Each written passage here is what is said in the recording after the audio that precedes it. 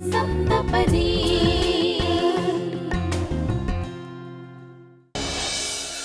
मला तुमच्याशी काही बोलायचं आहे.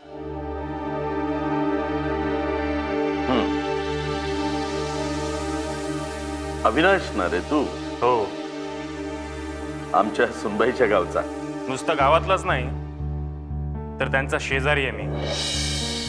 आणि आमच्यात नातं हे सख्ख्या नातेवाईकांपेक्षाही घट्ट आहे. कळलं? मान्य आहे मला, पण अरे ही काय बोलायची पद्धत झाली? दटावणीच्या सुरात का बोलतोयस आमच्याशी? नाही, बोलू दे. बोल बाबा, काय बोलायचंय? तेच जे तुम्हाला माहिती आहे तरी सुद्धा तुम्ही त्याच्याकडे कानाडोळा करताय. एक मिनिट.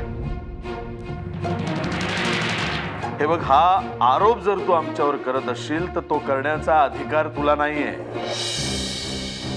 शेजारी आहेस ना? शेजाऱ्यांनी शेजाऱ्यांसारखं राहायचं, घरात नाही डोकवायचं. का नाही? का नाही सांगा ना. विद्यासारख्या सरळ समंजस मुलीवर अन्याय होत असेल, सासरी तिचा अपमान होत असेल, तिची चूक नसताना देखील तिचा नवरा तिला शून्य किंमत देत असेल, तरी बोलायचं नाही? हा? अहो काय बोलतोय हा? हे बाबा, असे वाटेल ते आरोप सहन नाही करणार ना आम्ही. आणि कोणासमोर बोलतेस त्याचं भान आहे का तुला? माधवच्या आई वडिलांसमोर.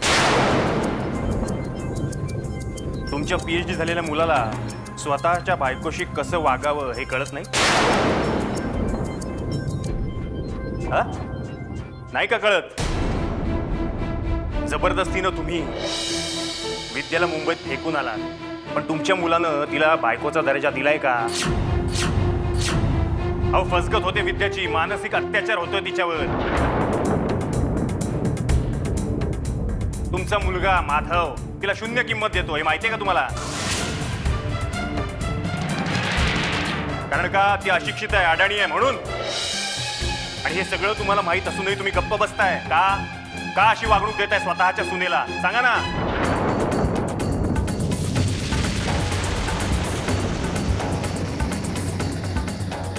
अहो, मी जाऊन आलो मुंबईला, स्वतःच्या डोळ्याने पाहिलं, चौकशी केली म्हणून बोलतोय. त्याची काही एक गरज नाही.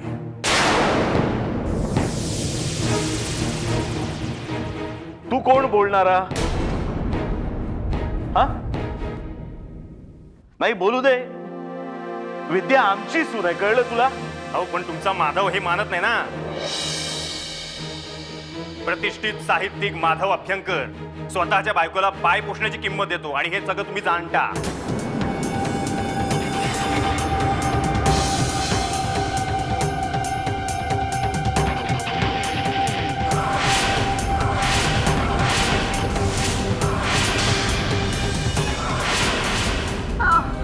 काय बोलतोय हा? अरे तुझ्या जिभेला काही हाड आहे का रे? शांत व्हा. बघा ना, बोलतोय कसा. तुम्ही शांत व्हा. अरे अरे अविनाश, तुझ्या बोलण्याने आईला त्रास होतोय. अहो, विद्याच्या आई वडिलांची याही पेक्षा वाईट अवस्था आहे. कधी त्यांचा विचार केला? अहो, तुमच्या प्रतिष्ठित मुलाने ह्याचा विचार केला नाही कधी. म्हणून तुमचा माधव विद्याला घटस्फोट द्यायला निघालाय.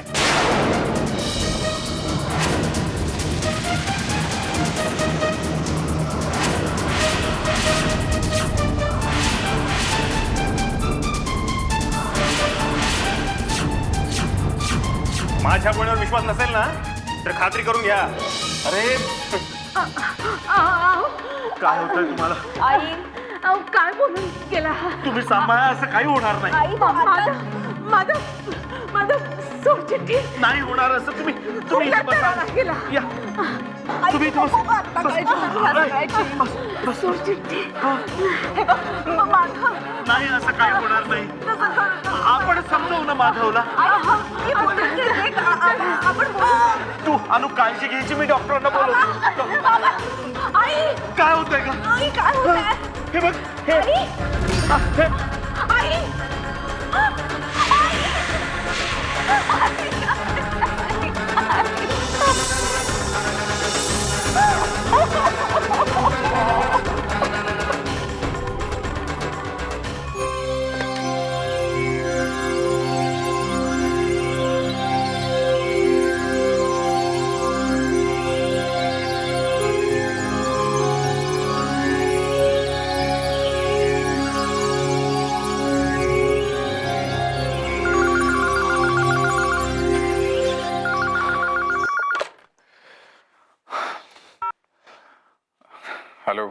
माधव,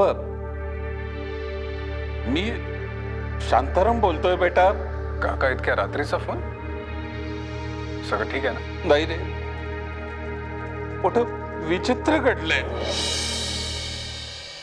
बहिणी, तुझी आई आपल्याला सोडून गेली.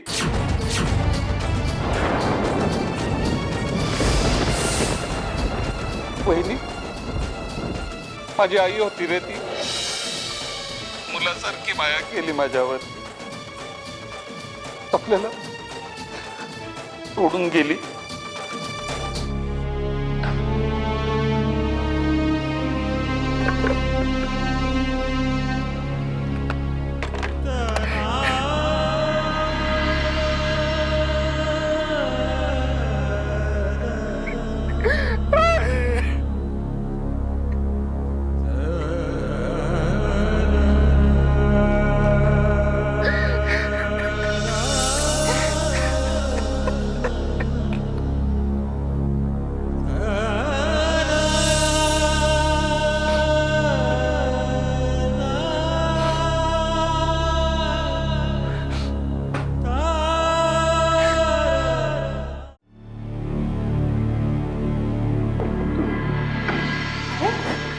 अरे शांताराम काका, या ना. या ना, या बसा. नमस्कार करते. नको सुनबाई. काय झालं? आई, ए आई. नमस्कार. काय झालं? चेहरा असा का दिसतोय तुमचा? बोला ना काहीतरी. शांत का बसलात तुम्ही? माझ्या बरोबर लगेच निघा. बातमी तशी आहे. कार आणलीये, उशीर करू नका. अहो काय झालं सांगा ना. वहिनी, माधवची आई आपल्याला सोडून गेली.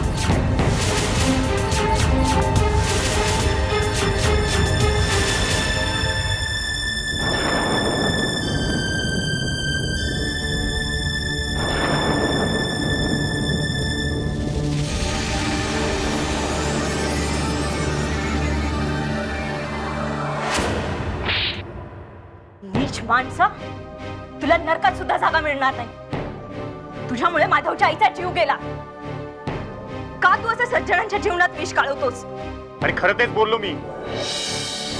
खरं हे आहे की तू दुष्ट आहेस. विद्या तुझी होईल अशी आशा बाळगतोस. लायकी आहे का तुझी?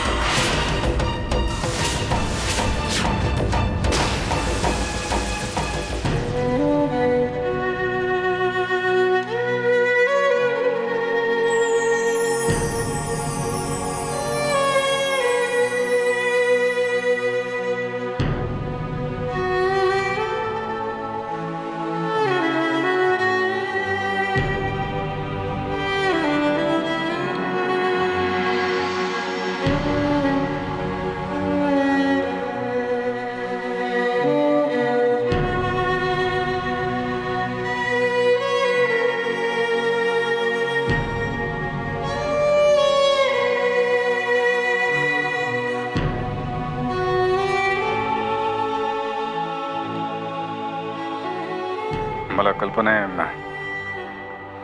माझ्या वागण्याचा तुम्हा सगळ्यांना खूप त्रास होतो. पण मी माझा नाईलाज आहे.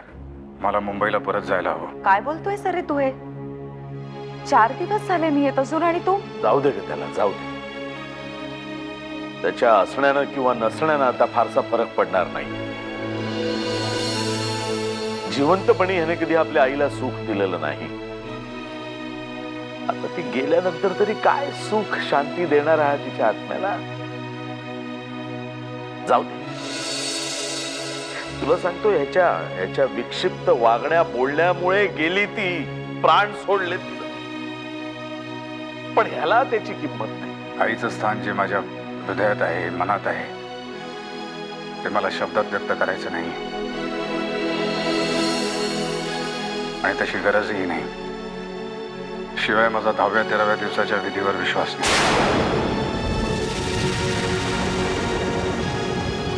त्यासाठी मी थांबणार नाही. या तुझ्या अशा बोलण्यामुळेच जीव गेला तिचा. माझ्या अशा वागण्याला तुम्ही कारणीभूत आहात बाबा. जबरदस्तीने माझं लग्न लावून दिलं. मी का मान्य करावं? आईला मनस्ताप मी नाही,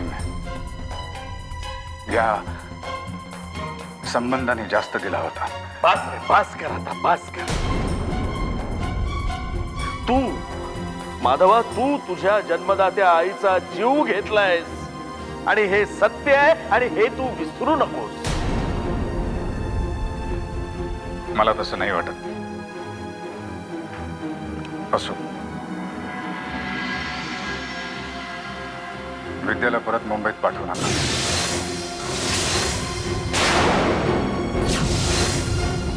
मी तिचा स्वीकार करणार नाही.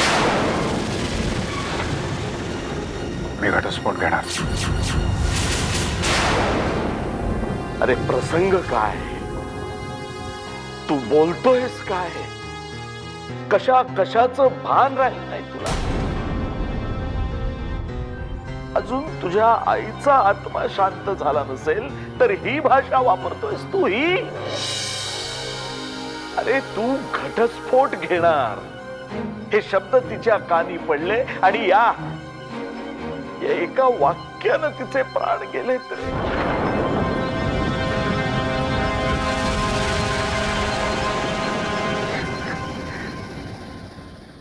तुझ्या बोलण्याचे किती भयंकर परिणाम झाले त्याची तुला अजूनही कल्पना येत नाही माधवा. काय बोलू? तुम्ही सगळे माझ्यावर आरोप लावणारे उघड आहे, पण मला या वादात अजिबात रस नाही. क्षमा करा, मी फार उद्धटपणे बोलत आहे असं वाटत असेल तर क्षमा करा, पण मला तसंच अभिप्रेत आहे. मी घटस्फोट घेणार.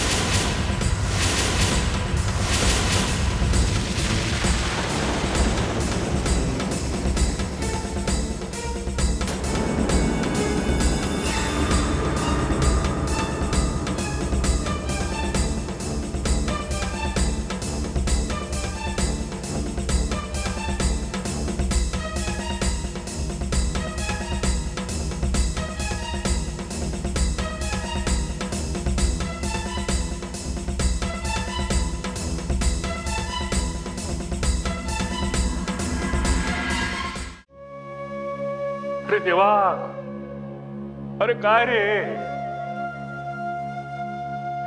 अरे या पृथ्वीवरती माझी मुलगी सोडून तुला दुसरं कोणी मिळालं नाही त्रास द्यायला. अरे हद्द असते रे बाबा, प्रत्येक गोष्टीची हद्द असते. अरे आडा मासाचा माणूस किती सहन करणार, किती? डोळ्याला काही झापडं बांधलेस का तू? अरे का त्रागा करून घेताय? हा, तुम्ही असा धीर सोडला तर आम्ही कुणाकडे बघायचं? तुमचाच आधार आहे ना आम्हाला. अगं माझा कसला आधार? मीच लटपटलो आता. अगं आयुष्यभर सत्यनारायणाच्या कथा सांगितल्या, व्रत वैकल्य उपास तापास सगळं केलं. अरे काय फळ मिळालं त्याचं? तर हे अगं माझ्या मुलीची अशी केविलवाणी अवस्था करून टाकली त्याने. तुला काही दया माया काही नाही का रे? अरे दुर्जनांना पाठीशी घालायचं आणि सज्जनांच्या पाठीमध्ये. अरे पण किती किती काळ हे चालणार रे? किती?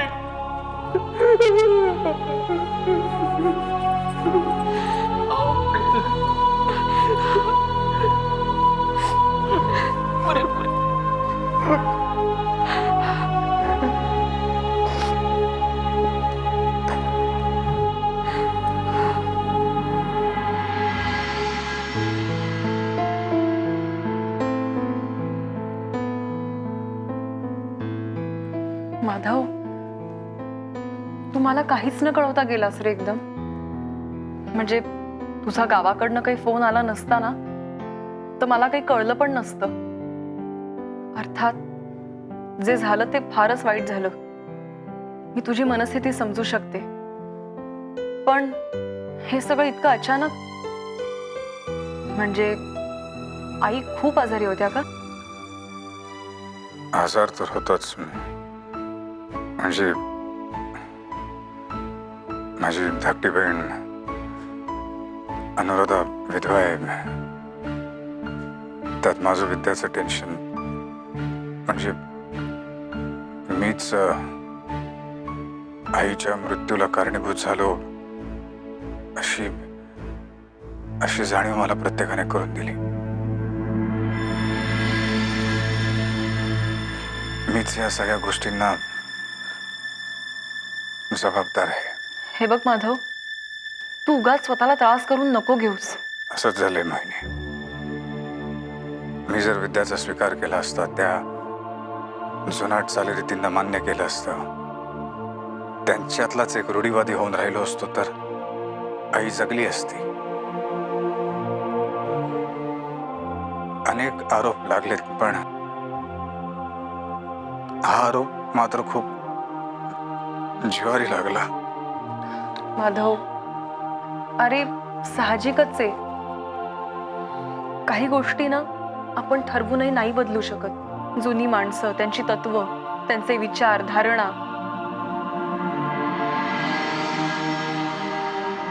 विद्या काय म्हणते? आहे परत यायला तयार. मी मात्र निघून आलो.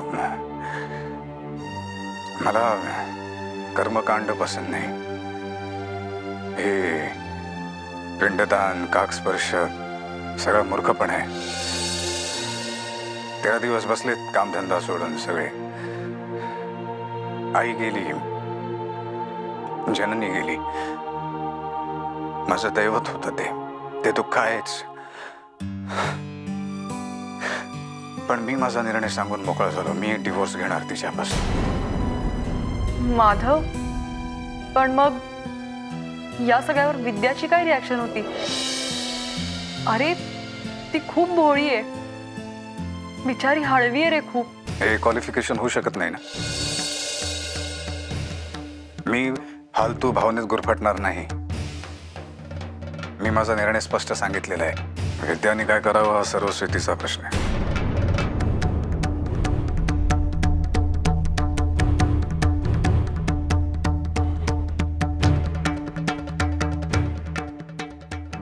बाबा, तुमच्यासारख्या धीराच्या माणसाला मी समजवायला हवं का? माझा सुद्धा धीर आता खचत चाललेला आहे.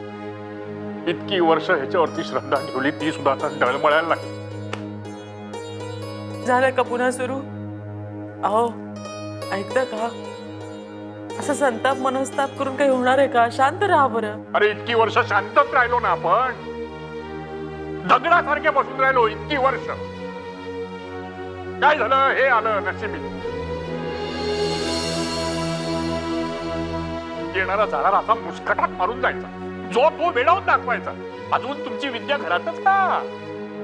जावई बापू बहुतेक तुमच्या मुलीला सोड चिठ्ठी देणार. या झालं.